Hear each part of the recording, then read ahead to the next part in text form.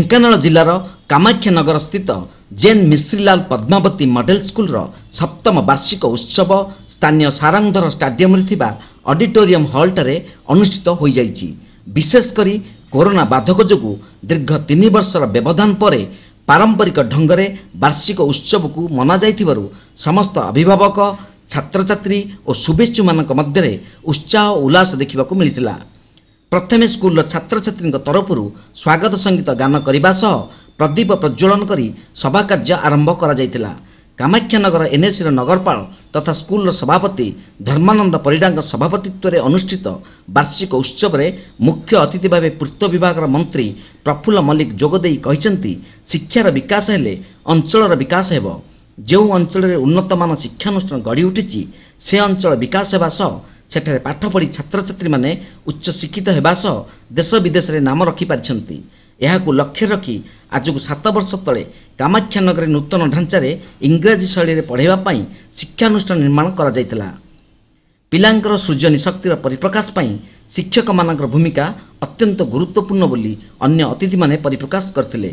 School अध्यक्ष दिनेश सेनापति वार्षिक विवरणी पाठ करथिले। सम्मानित अतिथि भावे ब्लॉक अध्यक्ष प्रेमानंद साहू, आदर्श विद्यालय अध्यक्ष प्रफुल्ल महांती, कानपुर हाईस्कूल प्रधान शिक्षक श्रीराम राउत प्रमुख जोग देइथिले। स्कूल रे अनुष्ठित गीत नाच विभिन्न प्रकार प्रतियोगिता रे कृतित्व अर्जन करितबा छात्र छात्री को अतिथि माने पुरस्कृत करथिले। शेषे छात्र छात्री द्वारा सांस्कृतिक कार्यक्रम आयोजन करा जायतिला। स्कूल समस्त शिक्षक शिक्षयित्री उपस्थित रही परिचालन सहयोग करथिले। कामाख्यानगर प्रकाश कुमार पात्र रिपोर्ट तीर्थक्षेत्र लाइव। ढेंकानाल जिला कामाख्यानगर ब्लॉक रे ढेंकानाल जिलापाल जनशुणाणी शिविर अनुष्ठित हो जाइछि। कामाख्यानगर ब्लॉक कार्यालय परिसर रे अनुष्ठित एही जन अभियोग शुणाणी रे स्थानीय विधायक तथा राज्य इस्पात खनि और पूर्त मंत्री प्रफुल्ल कुमार मल्लिक उपस्थित रहिथिले।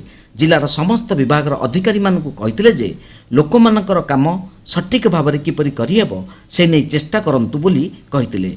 जनशुणाणी शिविर रे जिलापाल सरोज कुमार सेठी, एसपी ज्ञानरंजन महापात्र, कामाख्यानगर उपजिलापाल, जिला मुख्य उन्नयन अधिकारी, कामाख्यानगर ब्लॉक बीडीओ, ब्लॉक अध्यक्ष समेत जिला स्तरीय समस्त विभाग अधिकारी माने उपस्थित थिले।